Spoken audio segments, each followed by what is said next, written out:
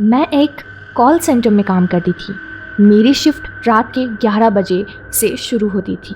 जब मैं ट्रेनिंग कर रही थी उस वक्त मैंने अपने ऑफिस के बारे में बहुत सारी भूतिया खबरें सुनी थी। ऑफ कोर्स मुझे इन सब बातों पर यकीन नहीं था और मुझे इन बातों से कोई फर्क नहीं पड़ा और मैं अपना काम करती रही। एक रात मैंने छोटा सा ब्रेक लिया क्योंकि मुझे वॉशरूम जाना था। वॉशरूम्स कॉर्नर में बने हुए थे।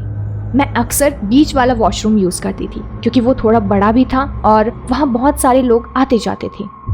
इसलिए मैं अपने एग्जीक्यूटिव वाले वॉशरूम को यूज़ करने के लिए चली गई। एग्जीक्यूटिव वॉशरूम सारे वॉशरूम के मुकाबले बहुत साफ सुथरी और अच्छे दिखते थे।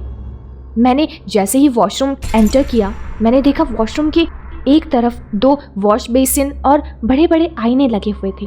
एक तरफ एक लाइन से 6 बाथरूम बने हुए थे। मैंने नोटिस किया आज ये वॉशरूम बाकी दिनों के कंपैरिजन में अंधेरे में था। मैंने उसके बारे में बिना ध्यान देते हुए टॉयलेट की तरफ चली गई। 6 में से 5 टॉयलेट बंद थे, सिर्फ एक ही खुला हुआ था, इसलिए मैं उसमें ही चली गई। मैं अभी टॉयलेट यूज़ कर ही रही थी कि मैंने किसी के आने की आवाज़ सुनी और वो आकर मेरी जस्ट बगल वाले टॉयलेट में चली गई और उसके कुछ देर बाद मुझे एक औरत की रोने की आवाज़ सुनाई दी।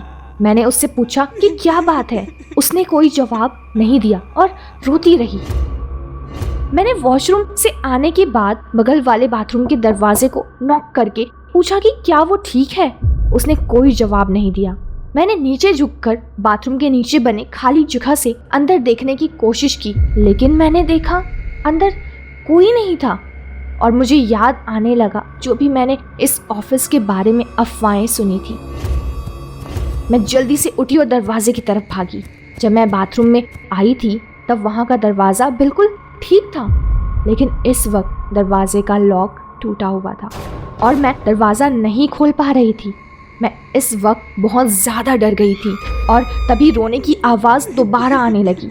जब उस औरत के रोने की आवाज़ मेरे बहुत करीब से आने लगी, मैं डर के मारे बहुत ज़ोर ज़ोर से दरवाजे पर हाथ मारने लगी। रोने की आवाज़ दोबारा से बंद हो गई। मुझे महसूस हुआ जैसे वो ठीक मेरे पीछे खड़ी है और अचानक बाथरूम में लगे हुए लाइट्स फ्लक्चुएट होने स्टार्ट हो गए। मैं पीछे मुड़कर देखना चाहती थी। बहुत हिम्मत जुटाकर मैंने अपनी आंखों को घुमाते हुए कॉर्नर में लगे हुए आईने में देखने की कोशिश करने लगी। मैंने देखा आईने में एक औरत की परछाई दिख रही थी, लेकिन मुझे उसका आधा चेहरा ही दिख रहा था। डर के मारे मैं पसीने से तरबतर हो चुकी थी। डर के मारे मेरी पूरी बॉडी कांपने लगी थी। मुझे लग रहा था शायद मैं नहीं बच पाऊंगी। तभी बाथरूम का दरवाज़ा खुला। मैंने सामने देखा तो हमारे ऑफिस की सिक्योरिटी लेडी खड़ी थी। उसे देखकर मुझे बहुत राहत महसूस हुई। मैंने उसे बताया अभी अंदर जो भी मेरे साथ हुआ। उसने मुझसे कहा कि यहाँ का दरवाज़ा टूटा हुआ था, उस वजह से मेरे साथ जो भी हुआ। वहाँ से मैं सीधे अपने शिफ्ट पर वापस आई और अपने सुपरवाइज़र से माफ़ी मांगा अपने लेट आने की वजह से, और मैंने उसे बताया कि मैं क्यों लेट हुई।